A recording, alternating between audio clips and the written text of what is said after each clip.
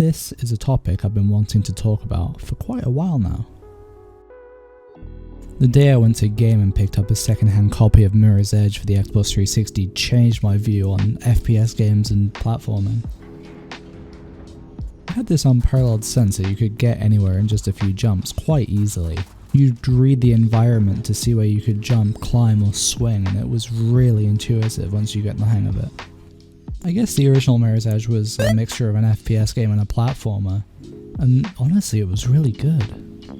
I would spend hours just trying to master the movement and get good at it. Eventually I could blaze through some of the levels in a very short period of time. Reading the environment just became second nature. You could just see a wall and you know, oh, I need to run across that. Or you see a box that you need to jump off of. You can just tell what you're supposed to do. Also flowed into the combat quite nicely. Sadly, the original Mirror's Edge didn't really have the best combat system. It wasn't that deep. It often just resulted in you spamming buttons until the guy in front of you falls and dies. That's where Dying Light comes in. Dying Light maybe lacks a bit in the parkour department, but in the combat department and the parkour combat department, this game, it delivers, and it delivers in spades. The thing is, a parkour movement system allows for you to survey your environment more, meaning if you put a lot of work into your environment, the player will really notice this, and it really adds to your world. The original Mirror's Edge did this perfectly, with amazing vistas and detailed rooftops. It honestly was just amazing at dragging your eyes to the right places. But not only does it drag your view, it also just makes you think about your environment and the space you're in. Say you're fighting a Mirror's Edge catalyst, you'll see an enemy and you'll think, oh, I could either punch him, or I could jump off of this wall and kick him in the face over this railing. That could work too. It really opens your eyes, and it really sucks when you go to a regular game and you can't do any of this stuff. Seeing as we're here, I thought I'd talk about not only Mirror's Edge Catalyst, but the original Mirror's Edge and also Dying Light.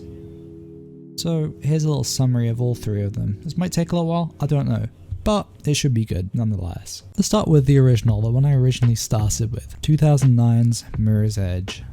You're Faith, a runner in the dystopian city of Glass. You're basically a glorified courier that runs across the rooftops avoiding the police.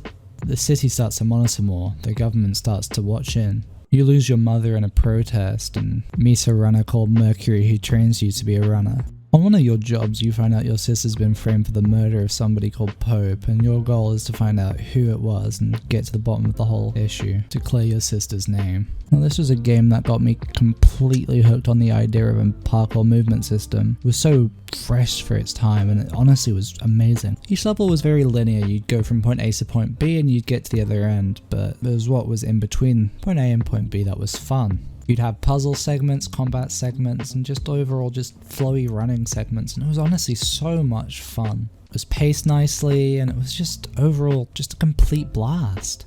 In between stages, you even had these cool animated cutscenes. They were just so cool. The gameplay just boiled down to jump now, climb here, hit enemy, pick up gun, shoot rest of enemy, and just get to the end. But it was the replay value, the kind of mastery you would get of each level, the more you'd play it, and it was just, you would try and get a faster time every single time. It was so good. And I know I'm being super positive, and there are a few drawbacks that I feel like are kind of an issue. First of all, the guns, they feel horrible. You get this horrible, ugly crosshair with, it's like a circle with a dot in the middle. And the guns just feel weak and you can't actually reload them. When it's out, you just toss it to the side and just carry on and maybe find another one. And with the bigger guns, you can't even run very fast, so it just slows down the entire game. That's why in a lot of the combat segments, I just try and run through it and avoid all of the conflict. It also prevents some of the cognitive dissonance that kind of pops up in the game. If you're a runner, you don't really want to kill people because that just makes runners look bad. Runners already are hated by the city, and there's billboards and posters and ads everywhere encouraging civilians to report the runners to the police. Killing more cops wouldn't make it any better, so that's why I tend to avoid the guns in the first place. Overall, the original Mirror's Edge was so worth it in my opinion, and I would suggest anybody that hasn't played it to go pick it up and try it. It's so much fun. I would 100% recommend this game. But now we shall move on and we shall talk about the game's sequel, Mirror's Edge Catalyst. The game came out, if I recall correctly, 7 years after the original Mirror's Edge, and it was less of a sequel and more of a soft reboot. The story, in my opinion, was rather boring. It was kind of like bad government kill people, go stop them, hahaha, yeah, okay. It was honestly, I just didn't find it nearly as good. I mean, the first game kind of had more personal motivation, you know, you had to kind of clear your sister's name. But in Catalyst, it's more like, oh, the government's doing government things, they're being bad, just go stop them and save everyone. It just doesn't feel nearly as strong or as powerful as the previous game. The gameplay was refined, but it didn't really have much over the original game. It just kind of felt like more of the same, if I'm honest. They also went with this odd idea of making an open world, which really didn't fit. The original game's kind of linearness made it more fun because you would try and master the levels over and over again. The story missions here feel more like the original game's levels, and can be played just like you played the original game, just trying to get better at them. The open world is almost like a bridge between each level and kind of, I guess it serves to connect each mission, but I don't feel like it worked for that purpose, and it felt like an excuse to give you a bunch of collectibles to find. And oh boy, collectibles we have. There's 3 different kinds of collectibles. Yep.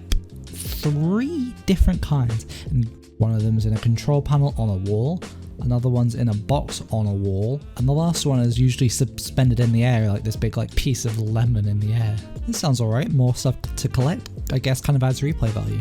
Then you realise that 2 of them completely stop you in your tracks. The grid leaks, the things that I said look like a big piece of lemon, they don't slow you down, you just walk through them and you collect them. But the other 2, the control chip and the other one, I don't remember what it was because it was kind of forgettable. But the other one just kind of stops you in place. You have to sit there, you have to hit the interaction button, you lose all your momentum, and then you have to go build it back up again. And it honestly just slows down the pace. Like, say you're running along and you're like, oh, I need to go collect that. Now you're like, oh, but I don't want to collect it because now it's going to slow me down. And you collect it and you just kind of feel crap.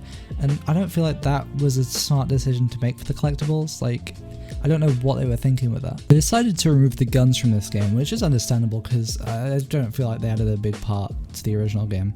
Plus, it kind of makes it just feel better. Just not being able to kill anyone, just push them off of buildings. Yeah, I don't know either. The funny thing is, some of the enemies do have guns, but they kind of made an excuse like, oh, they're bionetically attached to the owner of the gun, which I guess kind of makes sense, but it's just a bit confusing. It honestly just reminds me of the Half-Life Alyx excuse for the reason that you can't pick up the Combine's guns, although it did come out earlier than Half-Life Alyx. Did Valve steal from EA? Oh. Catalyst just kind of felt like more of the same, although if you like the original, you'll like the sequel. It's really safe in that regard, I guess. But honestly, I still think it's a good game. Despite kind of the flaws of it being open world and just kind of feeling a bit empty, I still think it's a good game. If you're just playing the story missions and you're just getting from point A to point B in the open world, just going straight to the story missions, I think it's a good game. If you pick it up on sale, I would recommend it. But now I feel like we should talk about our other game, Dying Light. Dying Light is a lot different to the Mirror's Edge games. It's actually a zombie game, and it came out in a market that was saturated with zombie games at the time. But I feel like it was kind of a diamond in the rough, you know? It was made by the original creators of Dead Island, and honestly, this game is really good. You're an undercover GRE agent called Kyle Crane, and you're airdropped into this infected city called Haran, which has been completely ravaged with zombies. Your goal is to obtain a sensitive file that was stolen by Kadir Solomon, who was planning on using it for blackmail. Now that was just me reading kind of a short synopsis of the kind of start of story. I haven't actually played all the way through the game yet.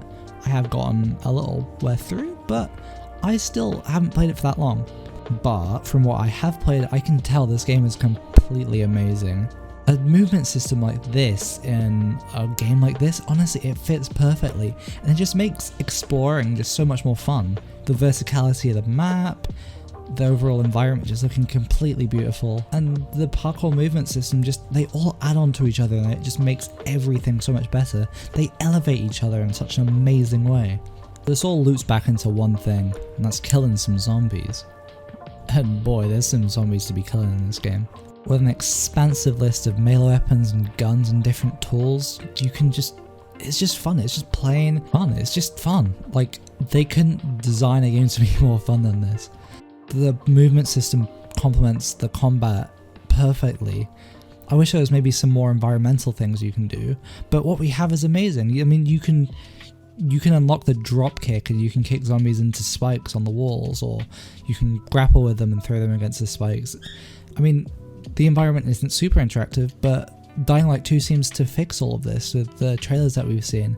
The second game looks like it's going to be even better than the original game. Also, Techland being privately owned and not having to answer to any kind of publisher or stockholders means they can just delay the game for as long as they want, but they can really make this game something amazing. But back to Dying Light 1, honestly, just roaming the city, just killing zombies on the way to your objective, just kind of jumping from rooftop to rooftop, just flying around. This is where parkour movement system shines, and honestly, it did so much better of a job than Catalyst did being an open world game. I will admit, some of the starting missions are a bit boring, but honestly, they're still fun. In my opinion, I still enjoyed it. The combat feels nice and smooth, the parkour feels nice. Maybe it's not as in-depth as Mirror's Edge, and you can't maybe do as much, especially near the start, because you have to level up to unlock abilities. But even maxed out, it doesn't quite add up to the Mirror's Edge games, but being what it is and having all the other elements that it has, honestly, it's such a good game. If you can pick this one up too, pick it up. So good. I picked it up the other day for about £10 on Steam, and honestly, I'm really happy with my purchase. There's a lot of other games that you can get for the same price, but honestly, a lot of them don't add up to the kind of quality that you get with this game. I mean, they're practically giving out for free at this price. Honestly, just pick it up. I guess this kind of sums up all the games I wanted to talk about. Parkour systems in games, honestly, they're so good. I just love them. It's just so fun. Tell me what you think in the comments. Do you agree with my points? Do you like some of these games that I've talked about? Leave a comment, you know? If you like this kind of content, consider subscribing. It really helps my channel grow, and maybe I'll become a bigger YouTuber someday. But for now, I'm just making these videos for my kind of small corner of the internet, and maybe I'll grow one day. But anyway, I'll see ya.